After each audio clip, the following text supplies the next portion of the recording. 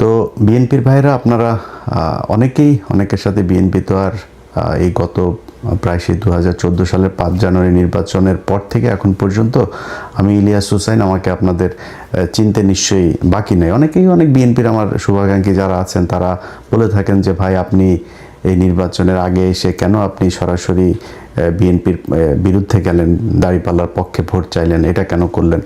দেখেন ভাই, আপনাদেরকে আবারও বলে রাখি, 2031 সালে বাংলাদেশে আবার যখন নির্বাচন হবে ওই নির্বাচনে আমি দাঁড়িপাল্লার পক্ষেই ভোট চাবো, এটা আপনাদের আগাম বলে রাখলাম। আপনি যদি মনে করেন যে বৃষ্টি যেদিকে ছাতা সেই দিকে ধরবো, ওই চরিত্র আমার ভেতরে নাই। আপনাদের ভেতরে যদি পরিবর্তন আসে সামনে নির্বাচনে তখন দেখব, কিন্তু এই মুহূর্তে যদি আপনাদেরকে জিজ্ঞেস করি, যিনি বিএনপির খুব মানে কি বলবো যে পজিটিভ রাজনীতি যারা করেন, যারা আসলে ভারতকে অপছন্দ করেন, এই 15-16 বছর 17 বছর ধরে এটা তো বলার অপেক্ষা রাখে না যে বিএনপির উপরেও কি পরিমাণে নির্যাতনে আওয়ামী লীগ চালিয়েছে। তো আপনাদের চোখের সামনেই ঘটেছে। আপনার দলের যিনি প্রধান আছেন তিনি এই প্রায় 20 বছর যুক্তরাজ্যে কাটাতে হয়েছে, তিনি দেশে যেতে পারেন নাই, তাকে মারা হয়েছে, তাকে হত্যার উদ্দেশ্যেই তাকে নির্যাতন করা হয়েছে। এগুলো এই বাংলাদেশেই ঘটেছে। এবং বেগম খালেদা জিয়া তিনি যদি নাকি বেঁচে থাকতেন তাহলে এই নির্বাচনের পরের অবস্থাটা আরও অনেকগুলো সংকটের অনেক সহজ সমাধান হয়ে যেত। তো তিনিও যে মৃত্যুবরণটা করলেন, আমার বিশ্বাস যে তাকে তিলে তিলে মৃত্যুর মুখে ঠেলে দেওয়া হয়েছে। অনেকেই মনে করবেন যে না, উনি এখন মারা গিয়েছে এই জন্য হয়তো অভিযোগ করেন, কিন্তু ওনাকে স্লো পয়জনিং করা হয়েছে। যদি সেটা করা নাও হয়ে থাকে, উনি যতদিন ধরে দেশের বাইরে চিকিৎসার জন্য যেতে চাচ্ছিলেন তাকে চিকিৎসার জন্য যেতে দেওয়া হয় নাই, অহেতুক তাকে জেলখানায় আটকে রাখা হয়েছে, তাকে মৃত্যুর মুখে ঠেলে দেওয়া হয়েছে। এটা অস্বীকার করার কোনো কারণ নেই। তো এই যে নির্যাতনগুলো চলেছে, আপনাদেরকে একদম মুখ পুছে ফেলার, মানে বিএনপির কিছু লোকজনের অবস্থা দেখলে মনে হয় যেন আমরা তাদের বিশাল আকারের শত্রু। ভাই, নির্বাচনে আপনি যদি চান কোনো প্রতিদ্বন্দ্বী আপনার থাকবে না, সবাই আপনার পক্ষে কথা বলবে, তাহলে তো হাসিনা যেরকম নির্বাচন করেছে সেই নির্বাচন হবে। আপনাকে প্রতিদ্বন্দ্বী নিতে হবে এবং প্রতিদ্বন্দ্বীদের চাইতে ভালো আপনাকে করে নির্বাচনে জয়ী হতে হবে। এটা এবার যেমন ছিল, সামনে যখন নির্বাচন হবে সেই নির্বাচনেও আপনাকে মাথায় এটা রাখতে হবে। এবং সেই প্রিপারেশন যদি আপনার না থাকে, এবার জামাত ইসলামের সাংগঠনিকভাবে তারা আপনাদের সাথে হয়তো খুব নমনীয়ভাবে, দেশের একটা ক্রান্তিকাল চলছিল, এই মুহূর্তে দেশের ভেতরে যদি বিশৃঙ্খলা, তাতে সমস্যাটা কোথায়? শেখ হাসিনা দেশে নাই, এইটার চাইতে সন্তুষ্টি আর কিছু নাই। এখনও ভাই, এখনও মাঝে মধ্যে ঘুম থেকে ওঠার পরে মনে হয় যেন শেখ হাসিনা কি নাই, আসলে এটা সত্যি কল্পনার ভেতরে আসে। তো আমার কথা হলো যে আপনারা যখন কিনা একসাথে রাজনীতি করেছেন, একসাথে জেল খেটেছেন, একসাথে গুম হয়েছেন, এখনও পর্যন্ত বিএনপির লোকজন আপনার খুঁজে পাওয়া যায় না। এরকম অনেক মানুষ আছে না? ইলিয়াস আলী কোথায় আমরা জানি না, চৌধুরী আলম কোথায় জানি না, এরকম অনেক মানুষ আছে যাদেরকে খুঁজে পাওয়া যায় না। এই যে যিনি এমপি নির্বাচন করেছেন তুলি, তিনার ভাই জানে না এখনও সে কোথায় আছে। এই যে গুমগুলো হয়েছে, খুনগুলো হয়েছে, খিলগাঁয়ের জনি, তার বুকের মধ্যে 10টা না 12টা গুলি করা হয়েছে, মৃত্যুর পরেও তার বুকে গুলি করা হয়েছে। এগুলো কি ভাই অনেক দিন আগের কথা নাকি? মাত্র এই 2-3 বছর আগের মধ্যে এর মধ্যেই সব কিছু ঘটেছে। আজকে আপনারা কোথায় থাকতেন? সেই জামাত ইসলাম আজকে প্রধান বিরোধী দল, কথা বলতে পারে, তার একটা কর্মীর উপরে কোনো নির্যাতন হলে সরাসরি যায় সে প্রতিবাদ করতে পারে, সে সেখানে যায় মানে প্রতিরোধ গড়ে তুলতে পারে। তো এটার চাইতে বড় আর কি হইতে পারে? বিএনপি এখন ক্ষমতায়। ভাই, স্বপ্ন দেখেছেন? এটা স্বপ্নেও কল্পনা করেছেন যে 2026 সালে তারেক রহমান প্রধানমন্ত্রী হবে? এখন কথা বলতে গেলে তো ভাই অনেক বড় বড় কথাবার্তা বলা যায়। আমরা এই কথাবার্তা নিয়ে যদি তর্ক করতে চান, তর্ক করে পারবেন না। আমরা ওই যে 10 ডিসেম্বর আমরা দেখি না, ইয়েতে আপনার যে মিটিংটা হইলো, আপনাদের শেষ পর্যন্ত নিয়ে গরুর হাটের মধ্যে নিয়ে করতে দিতে চেয়েছিল, আপনার জনসভা করতে দিতে চেয়েছিল, মনে আছে সেটা? সারা দেশের মানুষ মানে একটা শ্বাসরুদ্ধকর পরিস্থিতির মধ্যে বসবাস করত। একটা ককটেল ফুটেছে, তাও অনেক দূরে, সেই কাকরাইল মোড়ে না কোথায়। আপনার মহাসচিব পরবর্তী কর্মসূচি ঘোষণা না করে দৌড় দিয়েছিল, আবার ফের স্টেজে উঠে এসে এরপরে কর্মসূচি ঘোষণা করে তাড়াতাড়ি দৌড়। এটিতে আপনারা ভাই খালেদা জিয়ার বাসার সামনে বালুর ট্রাক সরাইতে পারেন নাই 1.5 বছর। এটাই তো আপনারা। খালেদা জিয়াকে জেলখানায় নিয়ে গিয়েছে, কিছু করতে পেরেছেন? কি করতে পেরেছেন? চিকিৎসা, এই যে মহিলাটাকে চিকিৎসা নিতে দেওয়া হয়নি, বাড়িতে ছিল তখন, তো জেলখানায় না, বাড়িতে ছিল, সেখান থেকেও তাকে বিদেশে নিতে দেওয়া হয়নি। কি করেছেন তার জন্য? মহিলা মারা গিয়েছে, এই তিলে তিলে ধুকে ধুকে তারপরে মারা গিয়েছে। সো এত বড় কথাবার্তা বলে লাভ নাই। এই দেশে আপনি রাজনীতি করবেন, বিরোধী দলে যাবেন, আবার ক্ষমতায় আসবেন, সরকারি দলে থাকবেন, বিরোধী দল আপনারা অনেকভাবে জ্বালাবে, সব ঠিক আছে, এটা পার্ট অফ পলিটিক্স। কিন্তু আওয়ামী লীগ যদি ক্ষমতায় আসে, আওয়ামী লীগ যখন আপনার বিরোধী দল বা আপনি বিরোধী দল আর আওয়ামী লীগ সরকারি দলে থাকে, ওই সময় পরিস্থিতি কি হয় সেটা আপনারা এই গত 15 বছরে দেখেছেন। অতএব এইটুকু দিয়েই চিন্তা করেন। আজকে সারা দেশে বিভিন্ন জায়গায় আমরা দেখছি যে করা হচ্ছে, কি বলে, ওই যে আওয়ামী লীগের পার্টি অফিসগুলো আপনারা খুলে দিচ্ছেন। এই যে পার্টি অফিসগুলো খুলে দিচ্ছেন না, এটা যদি মনে করেন এই আমাদের এই বুকের ভেতরে না এটাতে ব্যথা হয়। এই যখন দেখি যে আওয়ামী লীগের পার্টি অফিস, আজকে সকালে আমি যখন এই ভিডিও রেকর্ড করছি তখন বাংলাদেশ সময় সকালবেলা দেখলাম যে মাদারীপুরের ওই দিকের কোন এক এমপি সহ, এক নারী এমপি সহ আরও 3 জনের জামিন হয়েছে। কোন গ্রাউন্ডে জামিন হলো, কিভাবে জামিন হইল? এগুলো যদি মনে করেন যে আওয়ামী লীগ আপনার জন্য বেটার অপোজিশন, এই 17 বছরের শিক্ষা না হইলে তো আর কিছু বলার নাই। যদি শিক্ষা হয়ে থাকে তাহলে এগুলো থামায়। আওয়ামী লীগ বাংলাদেশে রাজনীতি করতে দিবেন, কোনো সমস্যা নাই, রাজনীতি যে মনে চায় করুক। আওয়ামী লীগ কী করেছে, কীভাবে দেশ চালিয়েছে বাংলাদেশে মানুষ দেখেছে। মানুষ যদি তারা ভোট দেয় করতে দেন, কিন্তু বিচার হইতে হবে। এই একজন এমপি কিভাবে ছাড়া পায়?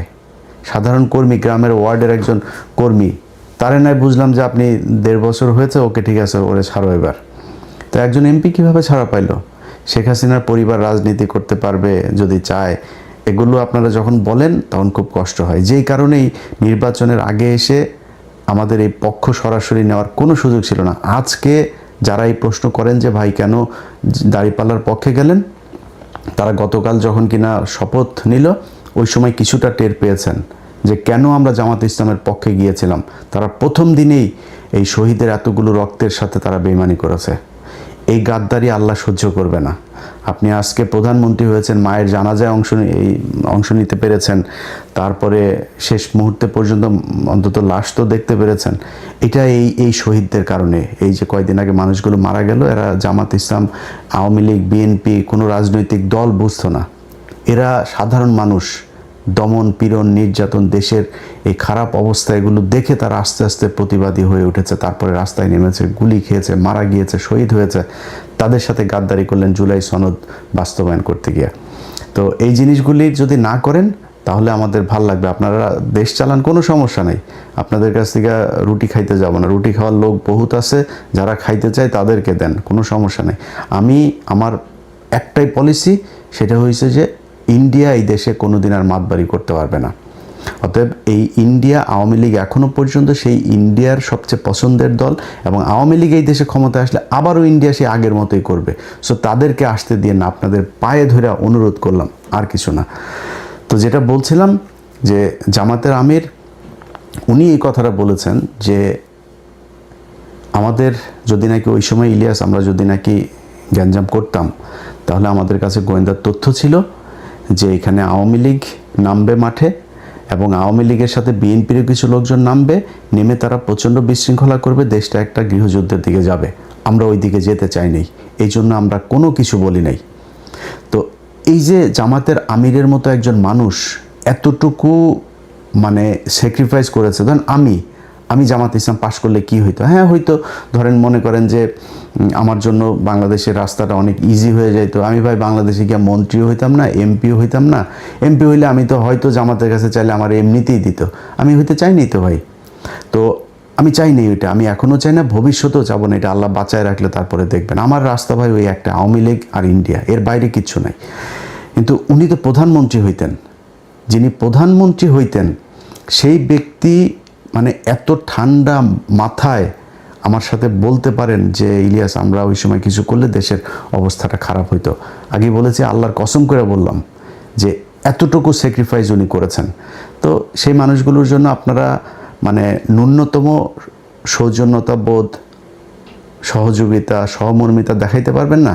এদেরকে আক্রমণ করে কথা বলতে পারে। চারিদিকে যে অবস্থা, সেই ৭১ রাজাকার টাজাকার এইসব বলে কথা বলা, যে বডি ল্যাঙ্গুয়েজে আপনার গত ২-৩ দিন সালাউদ্দিন, আমির খসরু আর হইল গিয়া এই মির্জা ফখরুল কথা বলেছে, ভাই এটা যদি এই চেহারা যদি তাদের আজ থেকে 5 বছর আগে দেখতাম, প্রশ্নই আসে না আওয়ামী লীগের বিরুদ্ধে এত ফাইট করতাম, নিজের পরিবার সবাইকে এত বিপদে ফেলে দিয়ে, কখনই করতাম না।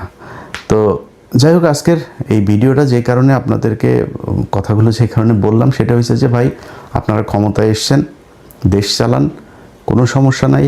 আপনাদের যে মন্ত্রিসভা গঠন করেছেন, এই মন্ত্রিসভা আমরা এদেরকে আগেই চিনি। ধরেন একজনের কথা বলি, এই যে ইকবাল হাসান মাহমুদ টুকু, তাই না? এই ইকবাল হাসান মাহমুদ এই বদমাইশ না, সেই যে বিদ্যুৎ চুরি করেছিল, যে বিদ্যুৎ খাতে যে লুটপাট করেছিল, এই বদমাইশই তো। সেই বদমাইশরা আবারও আপনারা সেই বিদ্যুতের খাতেই দিয়েছেন।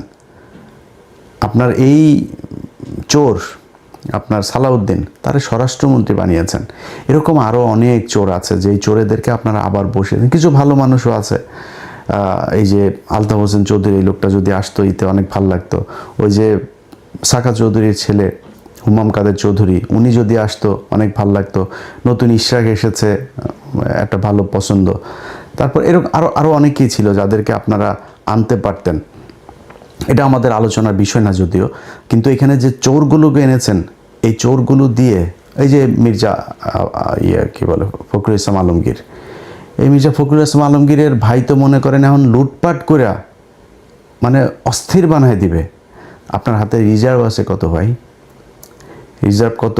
ডক্টর ইউনূস তো তেনা তুনা পেঁচায়া, আকুর বিল বাকি, আদানির বিল বাকি, বিশ্বব্যাংকের বাকি, কিস্তি বাকি, IMF-এর কিস্তি বাকি, বিভিন্ন বাকিটা কি করে শেষের দিকে এসে আমরা $29 বিলিয়ন রেখে গেলাম। যে বিরোধী দলটা আপনাকে সহযোগিতা করতে চাচ্ছে, সেই বিরোধী দলটাকে আপনি খোঁচায় আবার সেই ৭১-৭২ এসব ৭১-৭২ ট্যাবলেট বাংলাদেশে মানুষ আর খাবে না। আপনার ওই যে 32 নাম্বার ভেঙে দেওয়া হয়েছে না, 32 নাম্বার আবার ওইখানে ওইটার করেন, যেহেতু আওয়ামী লীগের অফিস টফিস খুলে দিচ্ছেন, তো 32 নাম্বার আবারও মেরামত করেন, আবারও ভাঙা হবে। এটা নিয়ে কোনো ডাউট নাই। এইভাবে আপনারা যদি নাকি আওয়ামী লীগকে রিহ্যাবিলিটেট করতে চান, করতে পারেন, করে যান। দেখেন কতটুকু আওয়ামী লীগ আর আপনারা সব এক হইয়া তারপরেও জামাতের সাথে 5 বছর পরে লাগতে আইসেন। দেখেন তারপরে জামাতের ভোট কত আছে আর আপনাদের দুইটারে মিলায় ভোট কত আছে।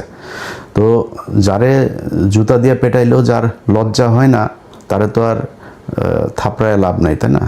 তো জুতা দিয়ে পেটাইছে আওয়ামী লীগ, তারপরে আওয়ামী লীগই ভালো, আওয়ামী লীগের লোকজনরা আপনাদের এত প্রীতি আওয়ামী লীগের সাথে, তো করেন, সমস্যা কোথায়?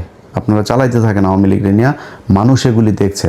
আপনি যদি মানুষের মাইন্ড রিড করতে না পারেন, তাহলে এই আওয়ামী লীগের যে অবস্থা হয়েছে, আপনাদের অবস্থা ঠিক ওইরকমই হবে।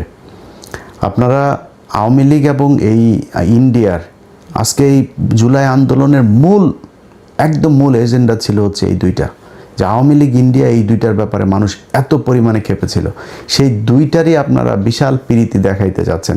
মন্ত্রী পরিষদটা আমি যদি নাকি নাম ধরে বলি, ওনার তো সব প্রভাবশালী লোকজন, তো আর নতুন করে আর বিতর্ক বাড়াই না। বাট আমার কাছে মনে হয়েছে যে একদম ৮-১০ জন একদম ইন্ডিয়ার মানে পয়দা করা মন্ত্রী এখানে বানানো হয়েছে, একদম চিহ্নিত ইন্ডিয়ান রয়্যাল এজেন্ট, তাদেরকে এখানে মন্ত্রী পরিষদে বসানো হয়েছে। সো সেই মানুষগুলিকে নিয়ে আপনারা বাংলাদেশে মানুষের সাথে তামাশা করলেন, জুলাই সনদই করলেন না, করতে থাকেন, সমস্যা নাই। এই পৃথিবী শুধু 5 বছরের জন্য না। আজকে আপনারা যে এই চেয়ারে বসে আছেন, এই চেয়ারে আপনাদের যে বহু প্রতাপশালী শেখ মুজিব ছিল, বহু প্রতাপশালী শেখ হাসিনা ছিল, আজকে তাদের অবস্থা কোথায়?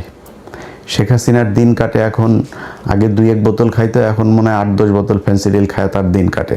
কোথায় সে আওয়ামী লীগ?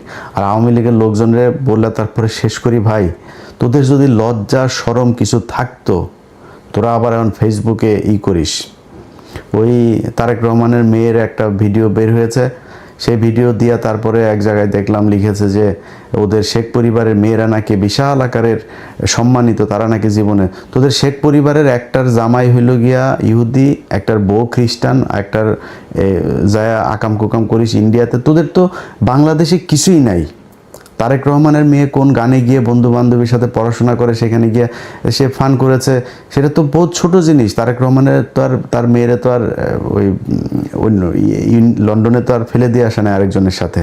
ওরা এটা নিয়ে করে। ওদের যদি লজ্জা শরম কোনো কিছু যদি থাকতো, ওদের যেভাবে জুতায়া বাংলাদেশের মানুষ পাঠিয়েছে, ওরা এতদিনে অন্তত মানে পায়ে ধরে হাতে ধরে মাপ চাইতো যে ঠিক আছে আমরা যা ভুল করেছি আর ভুল করব না। ওরা আবার ঘাট তারাম করে এখনও ভাব মারে ওরা আবার নাকি না করে তারপরে পোক্ত হয়ে বাংলাদেশের রাজনীতি শুরু করবে। তোরা আয়, তোদের জন্য তুই মনে করিস না যে এই বিএনপি তোদেরকে সাপোর্ট দিয়ে রাখবে আর বাংলাদেশের মানুষ সব মারা গিয়েছে? এত মারা যায়নি তো। এই জামাত শিবির আজকে যে অবস্থানে আছে না, এর চাইতে আরও ভয়ঙ্কর খুব ভার্নারেবল একটা পজিশনে থেকেও কিন্তু তারা এই দেশে ফাইট করেছে, পালায় যায়নি কেউ, রাজনীতি করেছে এই দেশে। এখন তো তাদের অবস্থা অনেক ভালো, চাইলেই উপড়ায় ফেলা যাবে না, একদম নিষিদ্ধ করে এগুলি করে যাবেন। আওয়ামী লীগই তাদেরকে একদম একদম পরিপূর্ণ করে দিয়ে গিয়েছে। যাদেরকে এতদিন বলা হইতো যে রাজাকার ছিল, মুক্তিযুদ্ধের সময় জীবিত ছিল, সব ফাঁসি দিয়ে দিয়েছে। এখন কি বলবি? এখন এদেরকে রাজাকার বলবি, এদেরকে ফাঁসি দিবে, এদের বিচারের আওতায় আনবি, কিনে আনবি। চাঁদাবাজিও করে না, ধান্দাবাজি করে না, টেন্ডারবাজি করে না, মানুষের মেয়ে মানুষের দেখলে ইপটিজিং করে না, কিছুই করে না। তো তাদেরকে তুই নিবি কেমনে?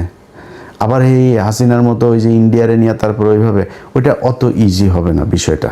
তো এটা করতে আসলে সেই পরিস্থিতি কি হয় সেটা বাংলাদেশের মানুষ দেখিয়েছে জুলাই মাসে। যদি এরকম পরিস্থিতি আবার আসে, এই দেশের মানুষ আবারও রক্ত দেবে।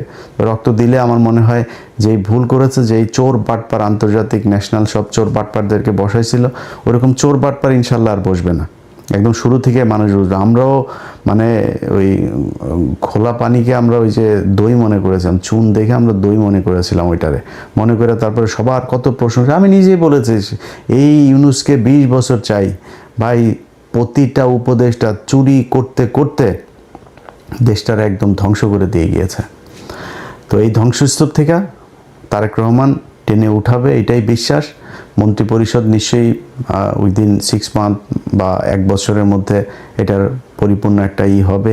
নিশ্চয়ই তারেক রহমান সেই জায়গায় নিয়ে আসবে। আর ভাই আপনারা যারা মন্ত্রী টন্ত্রী এমপি টেমপি আছেন, চুরি করার সুযোগ পাবেন, কিন্তু দেশের একদম ওই দেউলিয়া বানায় তারপরে যদি চুরি করতে যান তাহলে কিন্তু সমস্যা হবে। যাই হোক, ভালো থাকেন।